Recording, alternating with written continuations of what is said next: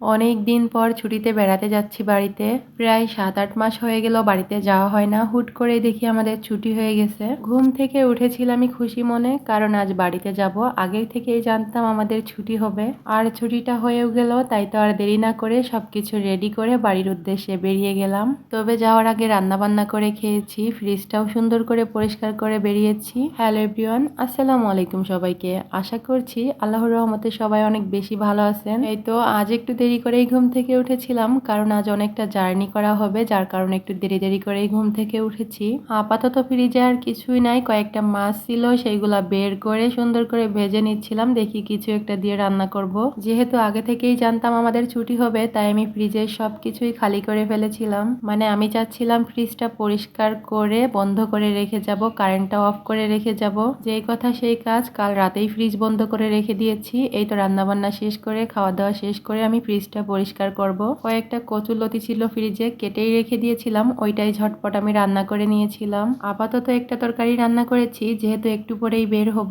মানে আমাদের গাড়ি হচ্ছে বিকালে 4টার দিকে রওনা হব আমরা। তবে সবকিছু রেডি করতে করতে সময় হয়ে যাবে। রান্না বান্না করে খাওয়া দাওয়া করে বাসার সমস্ত কিছু গুছিয়ে রাখতে রাখতেই কিন্তু আমার 4টা বেজে যাবে। কচুরলতিটা অনেক মজা করেই রান্না করতেছিলাম। ফ্রিজে কয়েকটা মাছ ছিল, ওই কয়েকটা মাছ দিয়ে আমি রান্না করে নিচ্ছিলাম। খাওয়া দাওয়া শেষ করে হাঁড়ি পাতিলগুলোও সুন্দর করে পরিষ্কার করে রেখে যাব, যেহেতু লং ছুটিতে যাচ্ছি, প্রায় 1 মাস মতো থাকবো। বাসাটাও 2 দিন ধরে পরিষ্কার করেছি, যতটা পেরেছি ততটাই করেছি। এদিকে যে রান্নাটাও কিন্তু হয়ে গেছে, একদম মাখো মাখো করে ফেলেছিলাম। কচুরলতির তরকারিটা আমার কাছে ভীষণ ভালো লাগে খেতে, যার জন্য আমি প্রায়ই রান্না করি। রান্নাটা অনেক বেশি মজা হয়েছিল, আমি তো একটু মজা করেই রান্না করেছিলাম। রান্না শেষ করে খাওয়া দাওয়া করে নিয়েছিলাম, ব্যাগপত্রও গুছিয়ে নিয়েছিলাম। তারপরে আবার ফ্রিজটা একটু পরিষ্কার করতে হবে। সকাল সকালই তো বসে গেছি ফ্রিজ পরিষ্কার করতে, কারণ একটু পরেই আমরা বের হয়ে যাব। বাসা থেকে তো আগেই বের হতে হবে। এবার হচ্ছে আমরা ট্রেনে যাচ্ছি না, বাসেই যাচ্ছি। আমরা যে বিকালের দিকে রওনা দিব 4টার দিকে। ফ্রিজটা পরিষ্কার করতে অনেক সময় লেগে গিয়েছিল। আসলে একটা প্যারার কাজ, আমার কাছে খুব বেশি ঝামেলা মনে হয় এই কাজটা।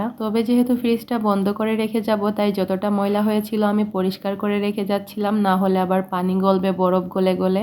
আমার যতটা সম্ভব হয়েছে আমি বাসাটা একদমই চকচকে করে রেখে এসেছিলাম। এখন যে কি হবে আল্লাহই জানে, ময়লা পড়ে হয়তো ভরে গেছে বাসাতে। অনেকেই আমার ফ্রিজটা দেখতে চেয়েছিলেন। আমার ফ্রিজটা অনেকটা বড়ও না, আবার অনেকটা ছোটও না, একদম মিডিয়াম সাইজের একটা ফ্রিজ। এটা হচ্ছে ওয়ালটনের ফ্রিজ, দেখলেই তো বোঝা যায়, যেহেতু ওয়ালটনের লগো দেওয়া আছে ফ্রিজে। আর ফ্রিজের উপরে হচ্ছে নরমাল আর নিচে ডিপ। অনেকে জানতে চেয়েছিল, ওই জন্য আমি বলে দিলাম ভিডিওতে। আবার অনেকে দামটাও জানতে চেয়েছিল। আমি কিনেছিলাম 2-2.5 বছর আগে, যার কারণে আমার দামটা খেয়াল নাই, ওই জন্য আমি বলতে পারলাম না। ফ্রিজে অনেক বেশি ময়লা হয়েছিল, আমি তো একদম চকচক করে নিয়েছিলাম, সুন্দর করে পরিষ্কার করে নিয়েছি। আর পরিষ্কার করে আমি উপর সাইডটাও ভালো করে পরিষ্কার করেছিলাম, যার কারণে একদম চকচক করছিল আমার ফ্রিজটা। এই তো পরিষ্কার করার পর আমার ফ্রিজটা এরকম চকচক করছিল।